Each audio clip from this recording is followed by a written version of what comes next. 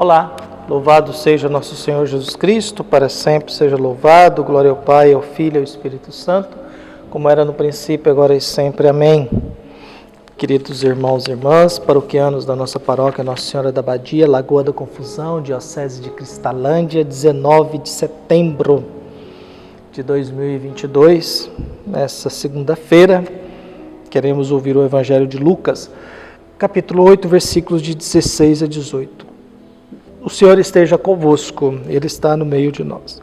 Proclamação do Evangelho de Jesus Cristo segundo Lucas. Glória a vós, Senhor. Naquele tempo disse Jesus à multidão: ninguém acende uma lâmpada para cobri-la com uma vasilha ou colocá-la debaixo da cama. Ao contrário, coloca-a no candeeiro, a fim de que todos os que entram vejam a luz. Com efeito, tudo que está escondido deverá tornar-se manifesto, e tudo que está em segredo deverá tornar-se conhecido e claramente manifesto. Portanto, prestai atenção à maneira como vós ouvis, pois a quem tem alguma coisa será dado ainda mais, e aquele que não tem será tirado mesmo o que ele pensa ter. Palavra da salvação. Glória a vós, Senhor. Jesus está falando para as multidões hoje, e Jesus vai dando as suas orientações para as pessoas assim, a respeito da vida. Jesus vai nos referindo inicialmente à luz. A primeira coisa que Deus diz na Bíblia é: faça-se a luz. É o primeiro ato de Deus.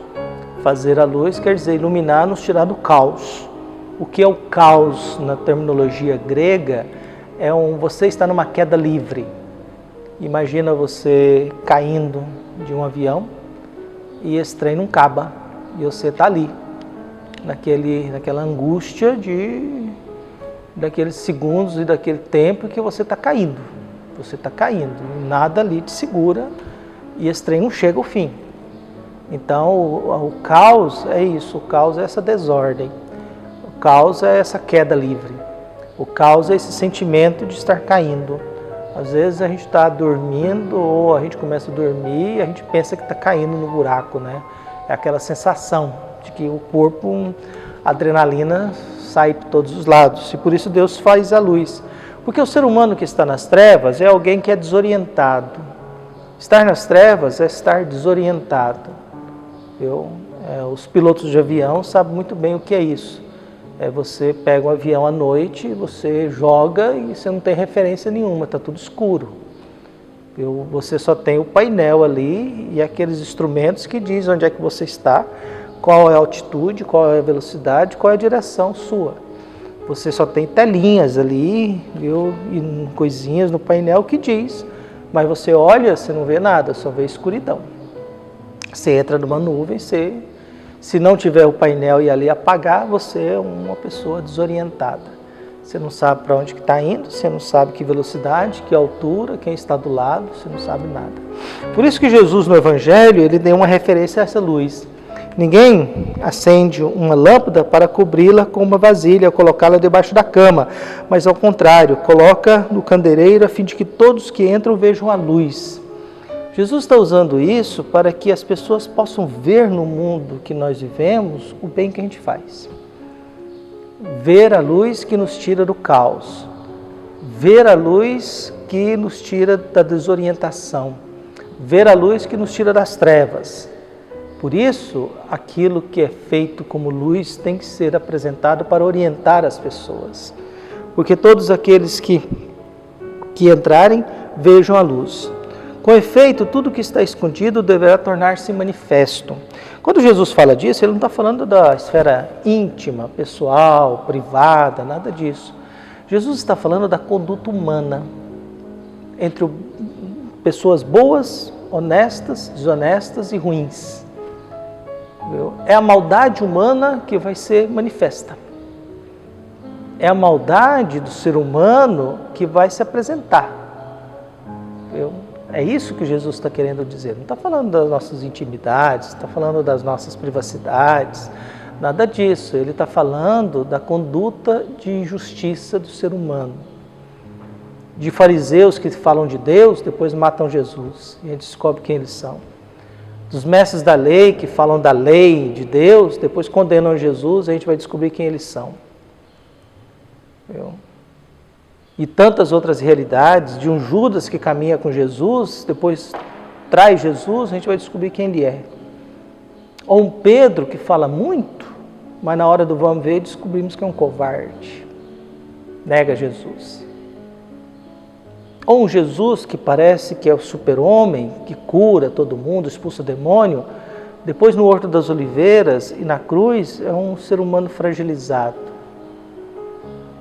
silencioso, abandonado, ensanguentado, fedido. Por isso Jesus vai dizendo, olha, aquilo que está escondido no mundo da maldade, da injustiça, isso virá à tona, isso aparecerá, isso será revelado. A maldade que a gente faz, isso será apresentada. Se não no mundo, pelo menos diante de Deus. Pelo menos diante de Deus. E aí termina, viu, com duas orientações. A primeira orientação é, tome cuidado com como vocês ouvem. Tome cuidado, viu? Portanto, prestai atenção à maneira como vós ouvis.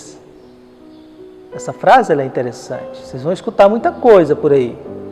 Mas tome cuidado, porque pode ser que vocês vão julgar e não é verdade. E pode ser que vocês serão iludidos, enganados. No mundo da política isso acontece muito, né? As pessoas fazem tanta promessa na época da eleição, antes da campanha, depois esquece das promessas depois que eleitos são. Viu? E aí o pessoal começa, pessoal, estamos na era da temporada da humildade, né? A gente começa a comer pastel, vem cantar todas as casas, depois de eleito a gente esquece e vive nos gabinetes e nos aviões por aí. Então, Jesus vai dizendo, olha, portanto, prestai atenção como vocês ouvem.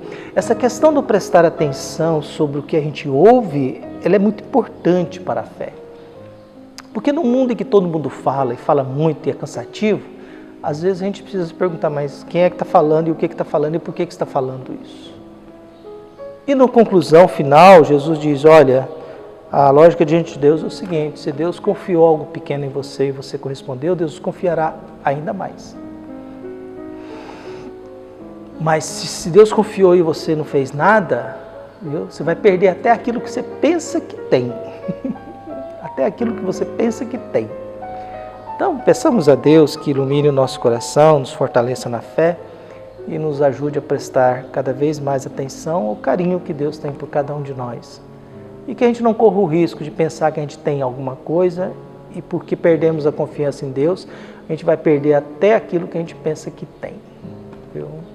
E por isso, prestar atenção no que você anda ouvindo. E mais do que nunca é bom a gente prestar atenção no que a gente anda ouvindo, porque somos muito alimentados por fake news. Tanto que o Poder Judiciário teve que entrar, porque a gente mente tanto e recebe tanta mentira que a gente está perdendo a referência, se aquilo que a gente escuta é ou não é verdade. Um abraço e até mais.